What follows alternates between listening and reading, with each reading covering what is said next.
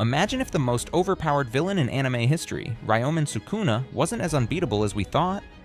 In his explosive 2025 Q&A at the Jujutsu Kaisen exhibition, Gege Akutami dropped bombshells that confirmed 5 crazy fan theories about Sukuna.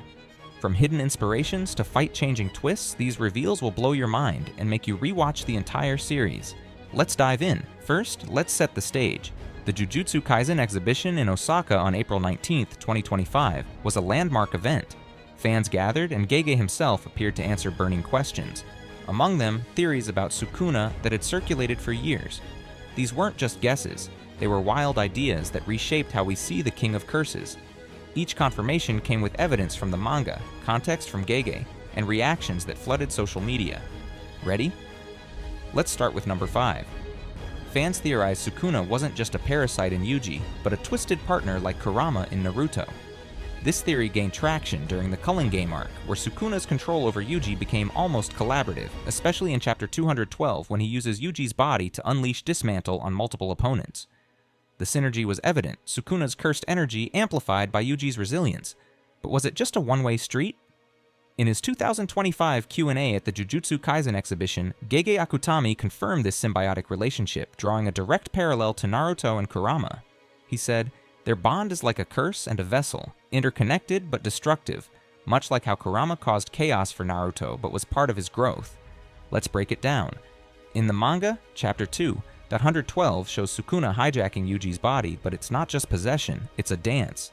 Yuji's soul fights back, and Sukuna adapts, using Yuji's physical form to execute techniques like never before. Anime fans saw this in the Shinjuku Showdown arc, where Yuji's punches carry Sukuna's cursed energy.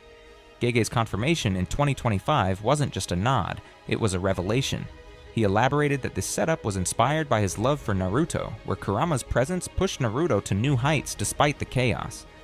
TikTok videos compiled pre-2025 theories, now validated, went viral with millions of views. But what does this mean for the future?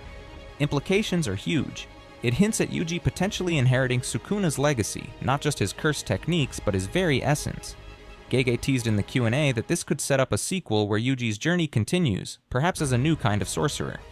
For power scalers, this rewrites Yuji's potential. He's not just a vessel, but a successor. Mind-blowing, right? That leads us to theory number 4, which flips the script on who Sukuna was meant to possess from the start.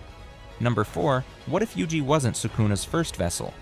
Gege revealed his early drafts had Megumi as Sukuna's host from the start, but he swapped to Yuji for better storytelling. Confirmed in the Q&A, Megumi's takeover was always endgame, but Yuji became the protagonist. This bombshell came during the discussion of chapter 212's possession scene, where Sukuna adapts Megumi's shadows for Mahoraga. Fans debated this for years, now it's canon. Why the change? Gege said it amplified drama in the Shinjuku Showdown. Originally, Megumi was planned as the initial vessel because his 10 Shadows technique complemented Sukuna's cursed energy. Imagine Megumi, not Yuji, facing Mahito in Season 1. That would have been a different beast. But Gege realized Yuji's underdog story resonated more. The Q&A confirmed Megumi's role was always to be the final host, as seen in chapter 212 when Sukuna takes over during the Culling Game. Fan reactions were mixed. Some felt betrayed, others excited. This explains why Megumi's arc feels so tragic, one X-user posted. The implications? It deepens Megumi's tragedy and sets up a potential redemption arc in a sequel. For power scalers, it means Sukuna's adaptability is even more terrifying. He can thrive in any vessel. This theory alone could fuel hours of discussion. Now, let's cook up theory number 3, where Sukuna's powers get a whole new flavor. Number 3, Sukuna's techniques like dismantle and cleave? Fans called them kitchen tools, and Gege confirmed the cooking motif in 2025 interviews, with Fuga, furnace, as divine flame for roasting enemies. Evidence chapter 2, 159's fire arrow on Yuji. Gege drew from Heian era myths where Sukuna was a chef-like demon.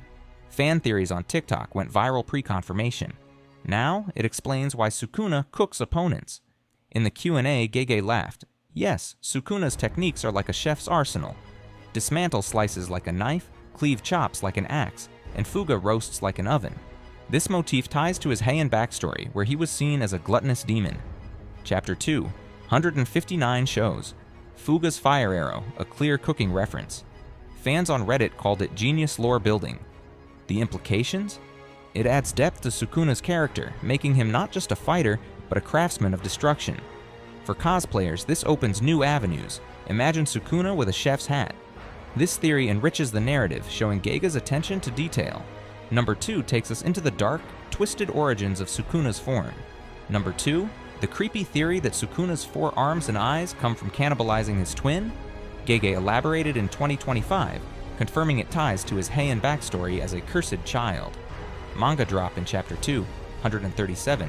Sukuna reveals his origin during the Gojo fight. Fans on forums like Jujutsu folk called it morbido genius. Reactions included shock memes. In the Q&A, Gege said, Sukuna's form is a result of his twin's essence being absorbed, a common theme in Japanese folklore. Chapter 2, 137's reveal was chilling. Sukuna admits it during his battle with Gojo, adding a layer of horror. Fans pre-2025 theorized this based on his asymmetrical design.